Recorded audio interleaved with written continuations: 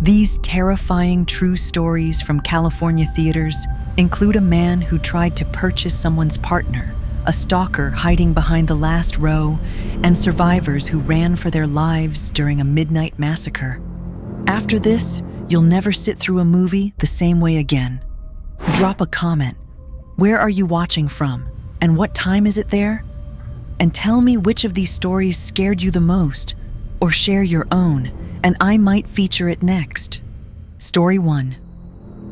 A proposition. Too horrifying to comprehend. It was supposed to be just another date night.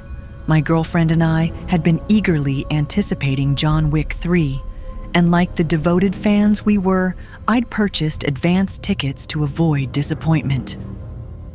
The theater buzzed with opening night excitement as we settled into our preferred back row seats.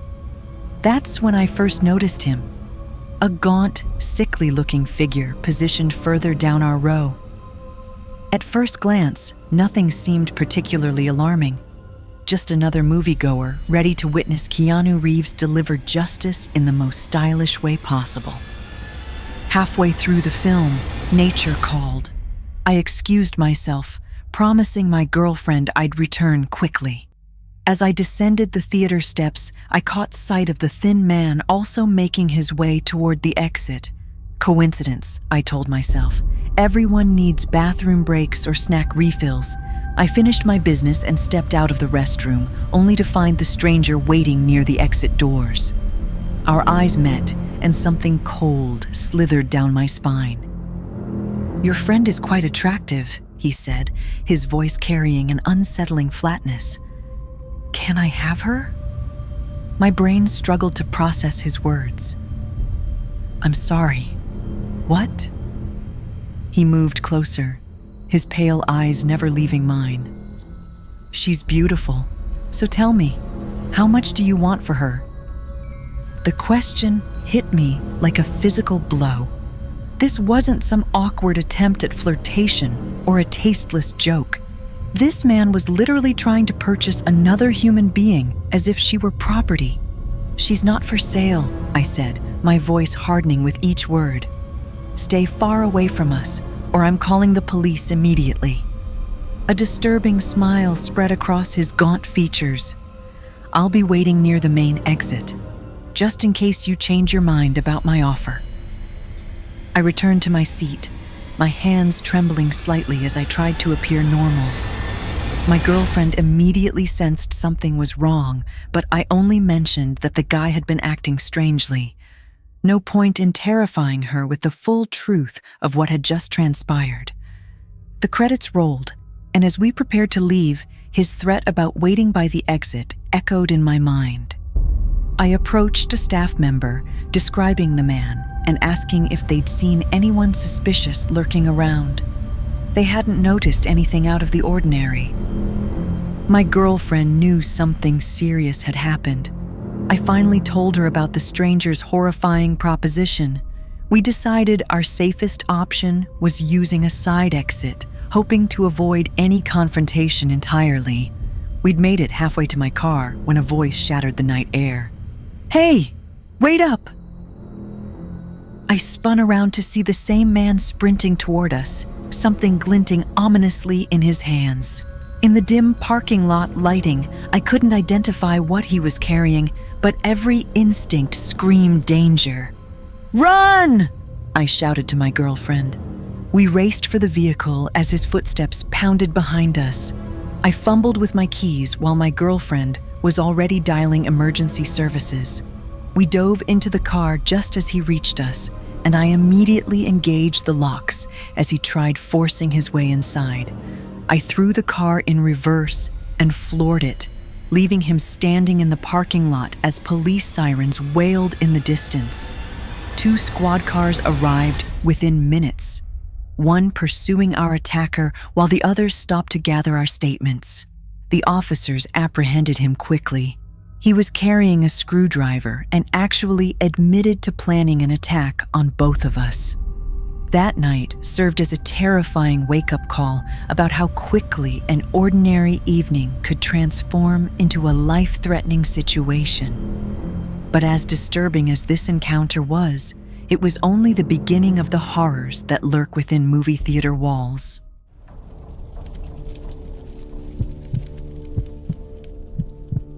The armed predator. This incident occurred several years ago when I was approximately 15 years old, young, naive, and admittedly sheltered.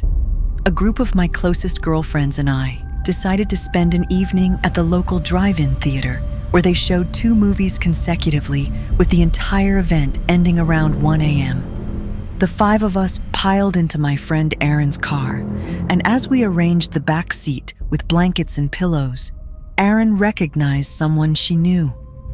A guy named David, who worked at her gym, was at the drive-in alone.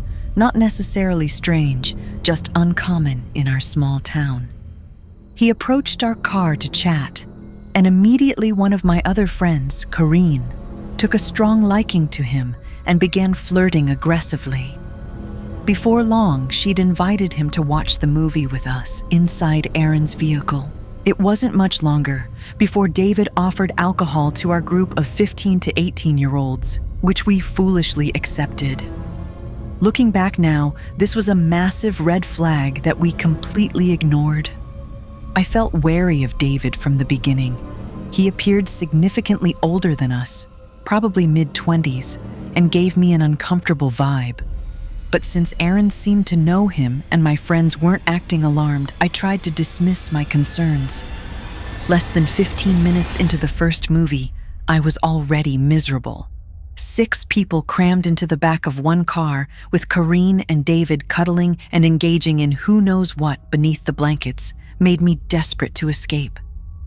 When David suggested that my 3 remaining friends and I could watch the movie in his car while he stayed in Erin's car with Karine, I jumped at the opportunity for personal space. David's car was a compact sedan with limited room, forcing us to sit normally in the seats rather than lounging comfortably. Despite being somewhat uncomfortable with the steering wheel between me and the screen, I was grateful for the breathing room. This relief was short-lived.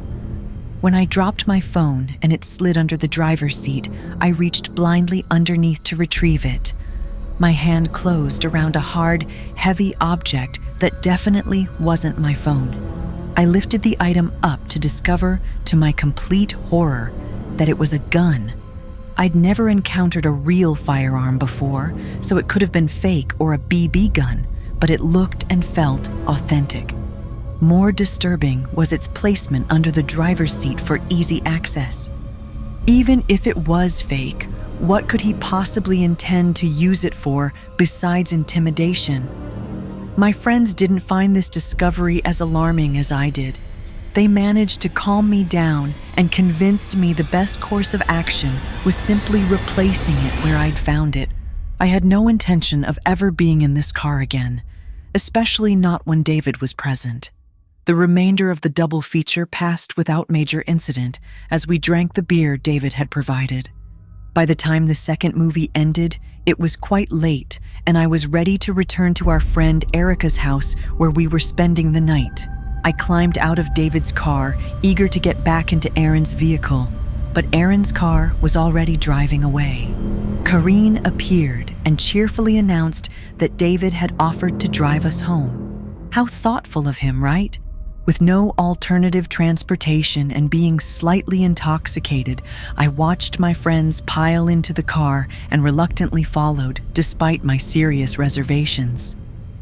David took the driver's seat, and I positioned myself directly behind him.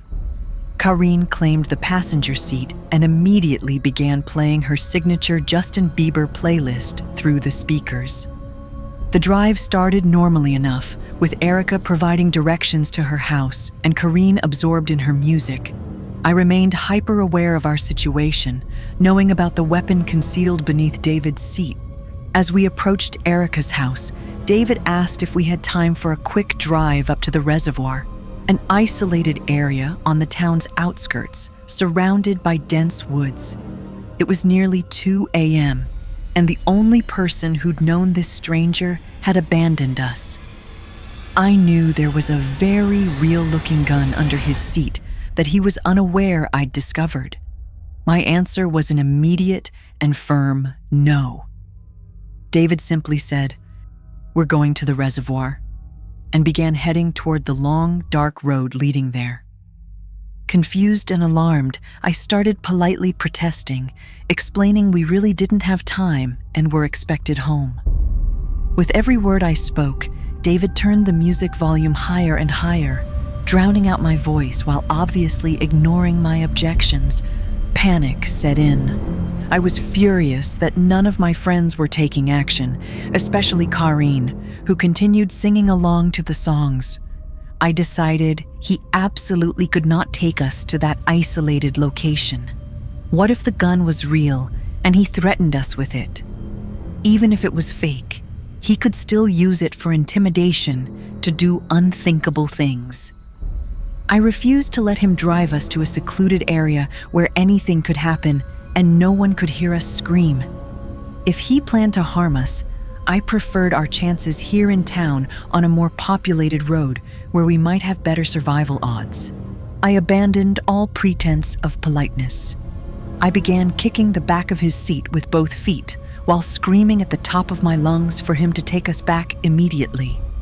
I rolled down the window and shouted, trying to cause a scene and attract attention, anything to prevent this man from driving us into the middle of nowhere. I didn't stop my assault until he relented, almost scoffing as he said, "Fine," as if I were some hysterical woman completely overreacting. I didn't care what he thought. I was just relieved he'd turned the car around and was actually taking us to Erica's house. Once we arrived and I'd run from the car, we woke Erica's parents to inform them of what had happened, since this man now knew one of our addresses.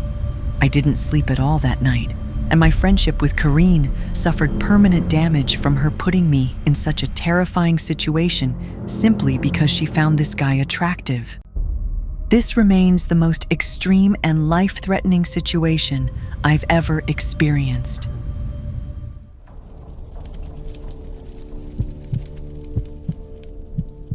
The Aurora Theater massacre. This happened in the summer of 2012. My new husband and I were dirt-poor college students living in a tiny apartment, but we were having the time of our lives. We gathered with friends at the local movie theater almost every weekend. It was just down the street and had really cheap tickets, making it perfect entertainment for our tight budget. On a Thursday night, I received a call from our group inviting us to the midnight premiere of the newest Batman movie. I'd just finished a grueling 12-hour shift and was exhausted. I almost declined, thinking I should just crash at home instead. But I didn't want to miss out on the fun, and it was a movie I'd been wanting to see for months. Surely staying up a little later wouldn't hurt, right? At 10:30 p.m., we met at the theater. We walked past large cardboard cutouts of Catwoman and Batman, greeted by the familiar smell of buttery popcorn and excited chatter from fellow moviegoers. The ticket booth displayed the 12 a.m. showing of The Dark Knight Rises in bright red letters. One of our friends had bought tickets earlier that day, paranoid about them selling out quickly, so we bypassed the line and went straight to the ticket taker. She smiled and directed us to theater number 9 on the right side of the lobby.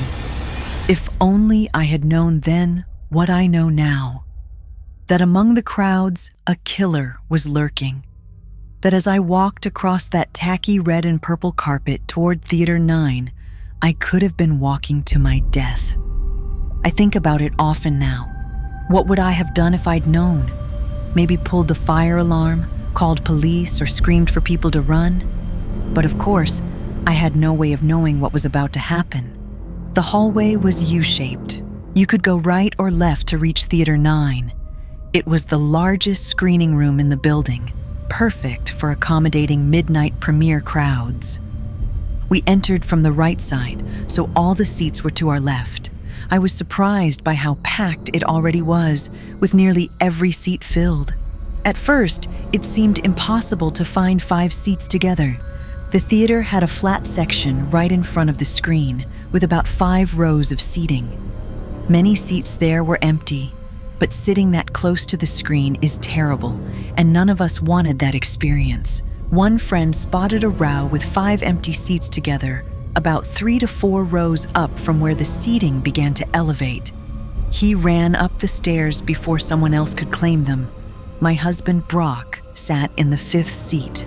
I sat next to him, with my longtime friend Samantha on my right, her boyfriend Tommy next to her, and our friend Leo in the aisle seat. We spent several minutes chatting and laughing. After a while, 3 of our friends went to buy drinks and popcorn, leaving Brock and me to people watch. The theater was bright since the lights hadn't dimmed yet. I could see everyone clearly. Many people wore Batman t-shirts and hoodies. One person even had a mask and cape combination. There were lots of kids in attendance, which wasn't surprising since it was summer vacation, no school the next day despite it being Thursday night. Of all the people I observed, one I'll never forget was a little blonde girl with blue eyes sitting in our same row, just a few chairs away. She was adorable and passed us several times going to the lobby, each time returning with various snacks and treats. Overall, people seemed very excited, and the room buzzed with energy and laughter. After what felt like forever, the lights began dimming and previews started. The usual animation flashed across the screen, reminding us about lobby refreshments, silencing cell phones, and locating emergency exits. I casually glanced at the bright green exit signs on both sides of the movie screen, not thinking much of the reminder. I remember one preview for Man of Steel, but the others blur together in my memory. When the movie actually started, the theater erupted in cheering and applause as the title, The Dark Knight Rises, exploded onto the screen. This was followed by the opening scene where Bane hijacks a plane. Pretty cool and immediately engaging. Only when the movie became less interesting did I remember how tired I was. I'd been awake for about 20 hours at that point, so I decided to close my eyes during the boring parts to rest a little. My eyes were closed for most of Batman and Catwoman's encounter. I don't really remember that part of the film. When I opened my eyes again, Bruce Wayne was on his computer researching Catwoman. This was the last scene I ever saw. I never got to finish the movie. Suddenly, a loud bang erupted from the left side of the theater. I screamed like a little kid because it startled me so badly. A strange smell began filling the auditorium, like fireworks. I thought someone had thrown a cherry bomb or similar prank device into the crowd. Then, near the right side of the movie screen, a dark silhouette caught my attention, just a black frame against the bright screen, with a series of flashing lights coming from this figure. It was a surreal moment where time literally slowed down and everything went strangely quiet. I was completely frozen, unable to move or think. My brain had simply stopped working. Brock immediately understood what was happening. He grabbed me, pulled me to the ground, and laid on top of me, shielding me with his own body. Time and sound returned to normal. I could hear gunshots ringing across the theater, people screaming, and the movie still playing on top of it all, creating a chaotic explosion of sound. I realized those flashing lights were bullets flying from a gun barrel. Adrenaline flooded my body as I lay there helplessly, hoping and praying the bullets ripping through seats and walls wouldn't find me. At one point, shrapnel hit my head, cutting off a chunk of my hair. When I reached to check for bleeding, hot pieces of metal fell into my hand. I was lying face up, so I could see everything happening. Movie lights danced across the ceiling and walls. My friends were on the floor with me, our unfinished popcorn spilled everywhere. Leo's leg stuck out into the aisle because there wasn't enough room for him to hide completely behind the seats. Samantha's water bottle, which had been in the cup holder between our seats, suddenly exploded, splashing water all over my face. The smell of gun smoke was overwhelming. Riot-grade tear gas made me cry and cough uncontrollably. There was another smell too, the horrible metallic scent of blood that I'll never forget. My lower body suddenly felt wet. I initially thought this was from the leaking water bottle, but I quickly realized that wasn't the case. Then strangely, everything went quiet. The bullets had stopped. Tommy shouted, "Let's get out of here." We took advantage of the opportunity and ran for it, racing down the stairs across the front of the screen toward a bright green exit sign. We crawled into a small, closet-like space where the door was located. It was so dark we had trouble finding it, screaming and slamming on the walls, blinded by tear gas and shock. Finally, my hands felt the metal door handle. I pushed with all my strength and the door flew open. Streetlight flooded our eyes as we all fell over onto the concrete outside.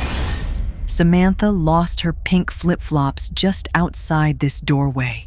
As I scrambled to my feet and literally ran for my life, I realized my legs were absolutely soaked with blood, like I dipped them in a bathtub full of it. I checked my body and realized I wasn't injured, so where had all this blood come from? I looked behind me and discovered the blood was my husband's. He'd been shot in the leg. A massive gaping hole had ripped through the lower half of Brock's right leg. His foot was barely hanging on, dangling lifelessly. Leo and a young man I didn't recognize were carrying Brock because he'd lost all strength and couldn't walk after collapsing outside the door. I was completely shocked. I had no idea he'd been injured, especially since he'd been right behind me the entire time and managed to escape on his own. How he did it on one foot, I'll never know. I screamed so loudly it alerted nearby construction workers. Behind the theater was a narrow parking lot, then grass, then the street. The construction workers were doing road repair, but stopped working when they heard my scream and saw us running. They carried Brock along the back sidewalk to the corner of the building, quite a distance. My husband then collapsed from exhaustion and pain, saying he couldn't move anymore. He lay down, and a puddle of blood began forming beneath him. Looking back, I realized we'd left a trail of blood leading from the door all the way to our current position. I was trembling as I knelt beside Brock and looked around to assess other injuries. Tommy had also been shot in the knee and hip and was further away in the parking lot. The teenager who'd helped my husband was also injured, with his parents nearby. His mom looked like she might pass out from her own bleeding wounds. That family had escaped at the same time we did, I guess hearing the bullets stop and deciding to make their run too. We were all lucky because the shooting was still continuing inside. I had to remove my shirt to stop Brock's bleeding. I'll never forget how lifeless and limp his leg felt, like what I imagine a dead body must feel like. I got blood all over my hands and arms. Police arrived incredibly fast. I'd say we were only outside for a minute or two before red and blue sirens filled the night. A female officer stayed with us until paramedics arrived, which took much longer. Brock was one of the last to be taken to a hospital. He bled out for almost 20 minutes before an ambulance finally pulled up. By this point, he'd become nearly unresponsive and was on the verge of unconsciousness. Several large paramedics rushed across the grass with a stretcher, loaded him onto it, and ran back to the waiting ambulance. I couldn't go with him because there was another injured person inside, and it was too crowded. I wandered to the front of the theater alone, unsure where my friends had gone. My blood-stained shirt and the pool of blood were left behind on that corner sidewalk. Walking through the crowds felt like a dream. I couldn't believe what had just happened. People were hysterical and crying. Many, like me, were covered in blood that probably wasn't their own. People noticed how lost and dazed I looked and offered me company and rides to different hospitals to find Brock, since I hadn't been told where he was being taken. I stayed with these kind strangers while police swarmed the area, asking what we'd witnessed inside. The entire parking lot was on lockdown. We weren't leaving anytime soon. It was around 2 a.m., very dark and cold. I was wearing only an undershirt and shorts while the flashing lights of what seemed like 100 police cars blinded us. I remember seeing a large police vehicle that said Crime Scene Investigation Unit. That's when it really sank in and hit me. I started feeling sick and wanted to vomit, but somehow held it back.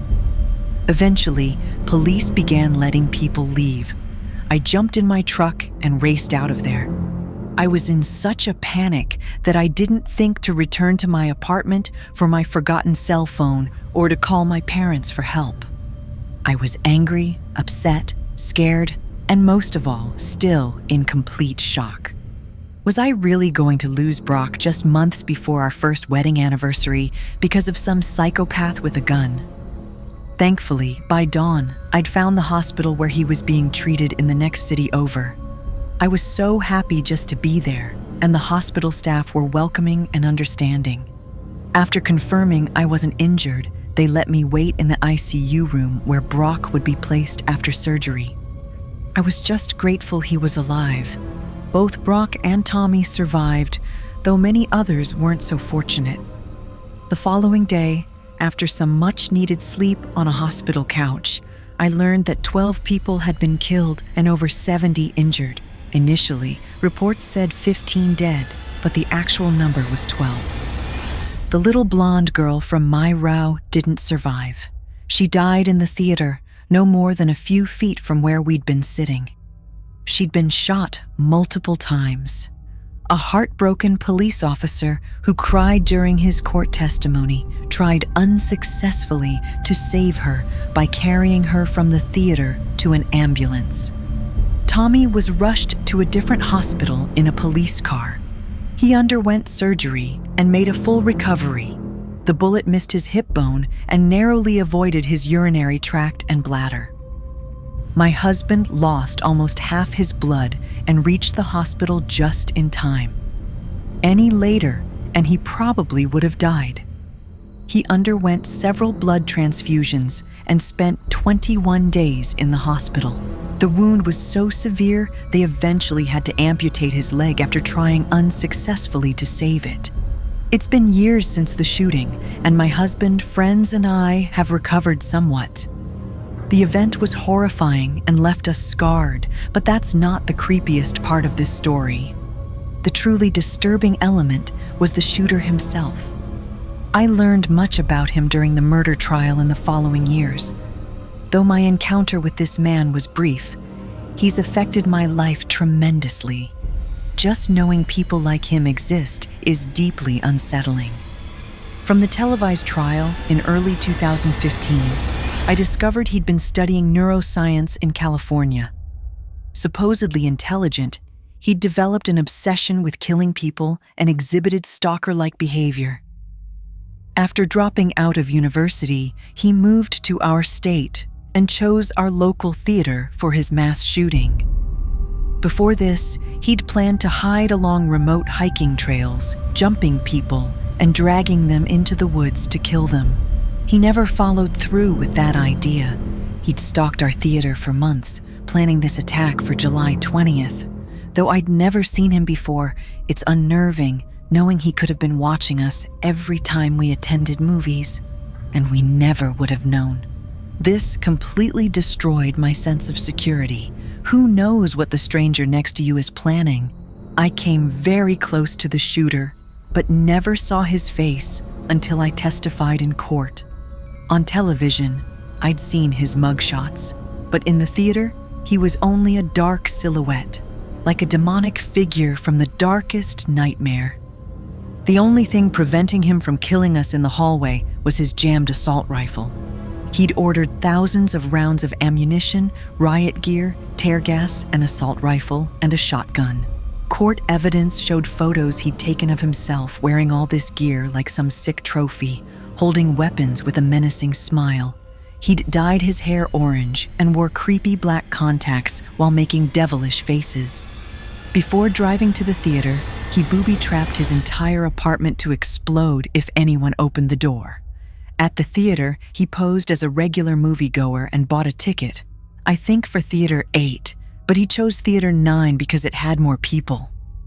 During the movie, he left through the side exit, which had no alarm.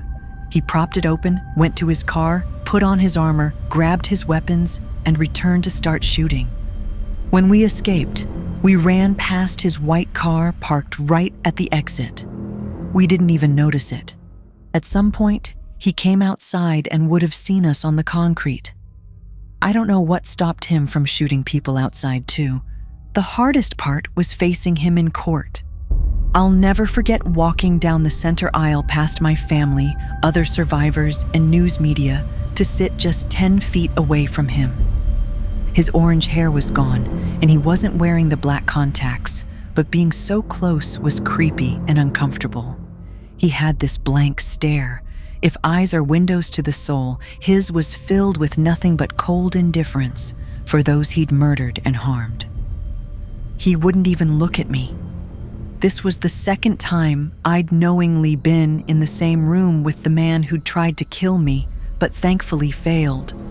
The man who'd caused countless nightmares and fueled years of paranoia. The man who'd hurt my friends and family, causing untold grief for my husband, who will never walk normally again. The man who stole innocence and joy from a 6-year-old child who entered that theater alive and came out dead. The man who carried out the worst mass shooting in Colorado history. He was sentenced to 3,318 years in prison. I hope he rots there. But even after experiencing such unimaginable horror, the stories don't end there. Sometimes the terror lurking in theaters defies all logical explanation.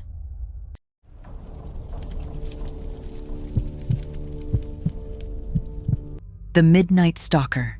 I'm a 17-year-old female who works at a movie theater.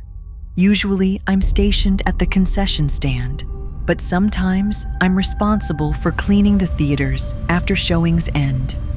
One night, my boss informed me I'd be handling cleaning duties because several staff members had gone home early. I was annoyed since I was exhausted and it was already 12:34 a.m., but I needed the money and only had 3 theaters to clean. I gathered my cleaning supplies and headed to Theater 12. I opened the door and began sweeping up popcorn, then wiping down seats and disposing of empty cups. After about 15 minutes, I finished and packed up my supplies.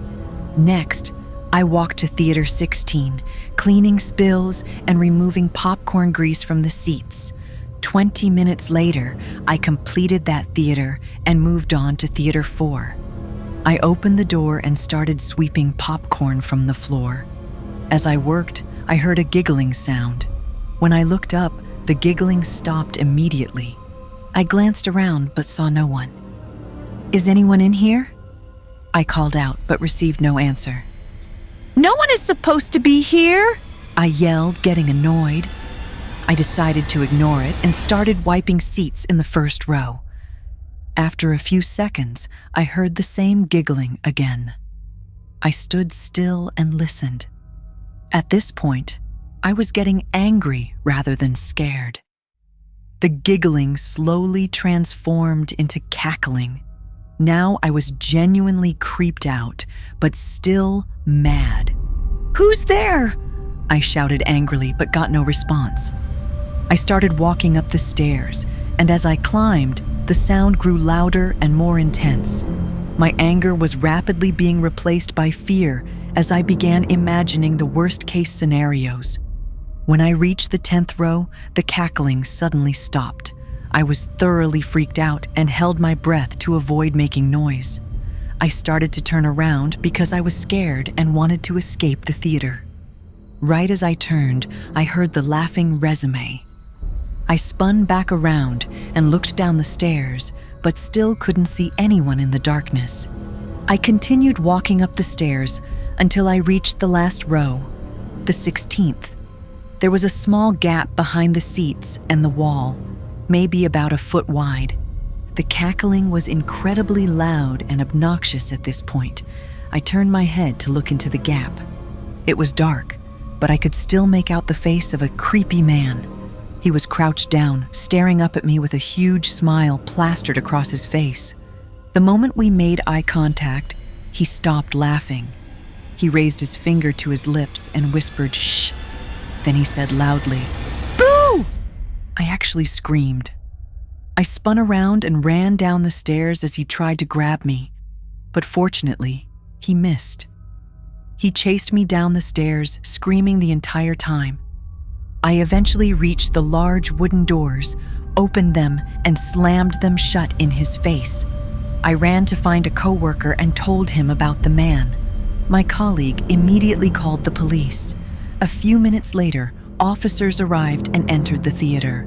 5 minutes after that, they emerged with a man in handcuffs.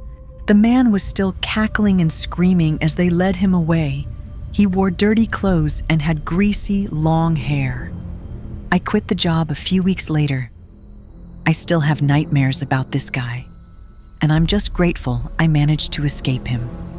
Conclusion: these 5 accounts serve as chilling reminders that horror doesn't require supernatural elements or special effects.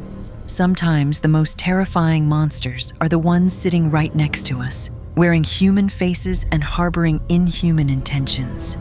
The next time you settle into those plush theater seats, remember these stories. Trust your instincts when something feels wrong. Pay attention to the people around you, and always know where your exits are. Because in the darkness of the theater, you never know what might be watching you back.